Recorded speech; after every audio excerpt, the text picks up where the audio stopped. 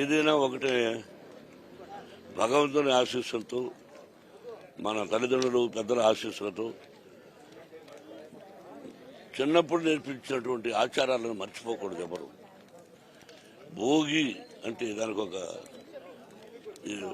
అర్థం ఉంది, అలాగే పెద్ద పండగ అంటే దానికి ఒక అర్థం ఉంది.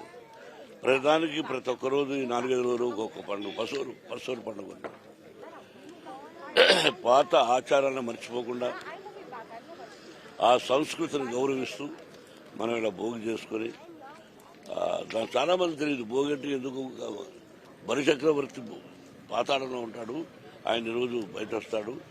ఆ విభూది ఆ బూడిద చేస్తూ ఇక్కడ పెట్టుకోవాలి, ఆ నీళ్లు మనం తలస్నానం చేయాలి, మనకున్న కష్టాలు పాపాలు అన్ని పోతాయని ప్రసిద్ధి. అందుకని అందరూ యువతగా, నేను కూడా యువత, మనందరూ కూడా యువత. ఇప్పుడు పాలిటిక్స్ వద్దు, ఇవ్వద్దు, ఈరోజు శుభంగా నడుగుదాం. అది మన సంబంధం లేని విషయం, ఎవరి ఇష్టాలు వాడు. బ్రదర్,